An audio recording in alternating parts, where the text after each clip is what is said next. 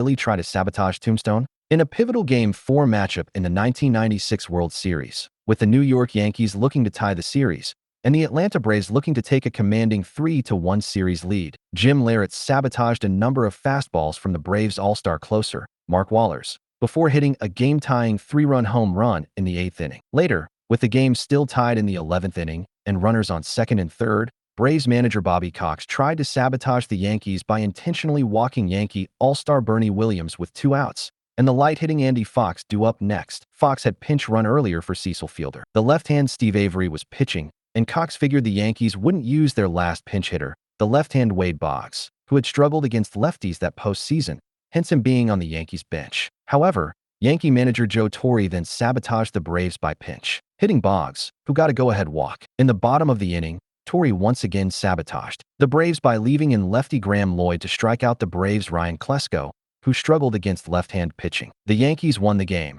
and then went on to win the World Series. So, as you might imagine, you would never actually describe any of those things above as sabotage, as they were just normal examples of two opposing teams trying to defeat the other.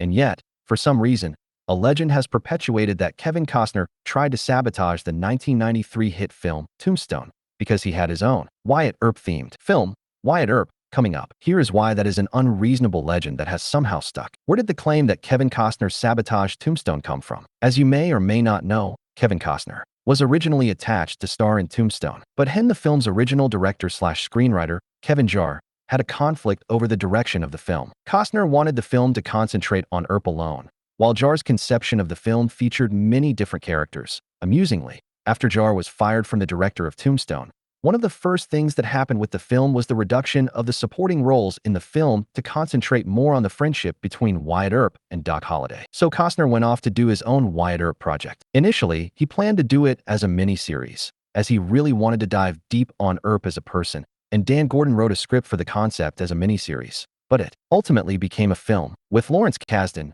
who Costner had worked with on another Western, Silverado, rewriting Gordon's script into a film screenplay. It still ended up being very long. Well, you might very well know that in Hollywood, there often seems to be multiple similar projects in the works at the same time, and there certainly have been numerous examples of things like that happening, like Armageddon and Deep Impact coming out the same year.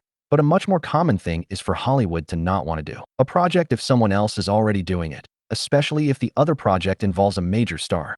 That exact thing had happened to Jarre. When a Dracula project he had been working on in 1991 was abandoned by the studio when Francis Ford Coppola announced that he was doing a Dracula project that became 1992's Bram Stoker's Dracula. So, he told EW that Costner doing a rival Wyatt Earp film was an attempt to crush my picture. That's an important thing to keep in mind. The idea that Jarre, remembering how his Dracula project fell apart because of a rival Dracula project, saw Costner's rival project as an attempt to crush his. But that's the thing. Did Costner likely know that there was a chance that him doing a rival Wyatt Earp project at the height of his fame might lead to Jarre's Earp project being abandoned? Of course, but is that really sabotage? Did Kevin Costner actually sabotage Tombstone? There definitely was politics involved. Kurt Russell said as much when he noted that his agents at Creative Artists Agency, say, did not give him the script for Tombstone, and it had to be his former agent back at William Morris that sent him the script, telling him, as Russell recalled, "There's a script that I'm aware of that you should do."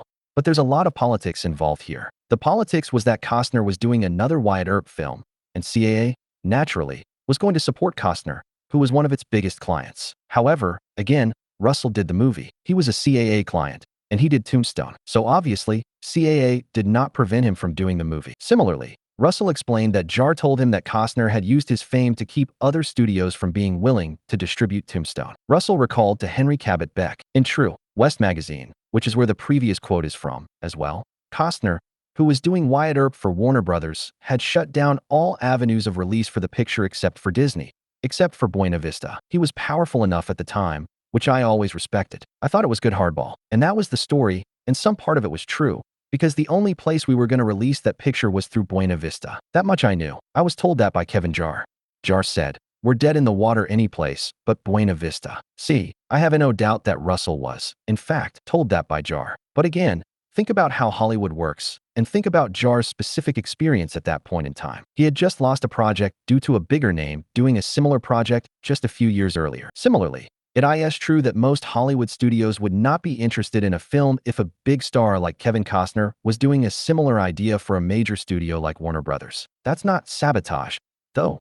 That's just normal Hollywood competition. Kevin Costner, later, noted that he regretted the weird competition between the films, but that is a far cry from sabotage. For instance, one aspect of the story that is often cited is that Tombstone had to go to Europe to get costumes, because Costner had bought up all the era-appropriate Western costumes for Wyatt Earp. There might be some truth to that, but again, Wyatt Earp was a long, epic film, so of course he bought a lot of costumes. Costner's film also had a much larger budget, nearly 3 times the size of Tombstone's budget, so of course he was able to buy more costumes. When the Smashing Pumpkins tried to get costumes for their Edwardian music video for Tonight, they found it very difficult to find any costumes, since James Cameron had already acquired all the Edwardian costumes for his epic film, Titanic. Was James Cameron trying to sabotage Smashing Pumpkins? Or was he a guy making an epic film that needed tons of period clothing? I don't think there's any real evidence of Costner trying to do anything but do a competing film, and we've all just been colored by Jarre's surprisingly candid take on the situation.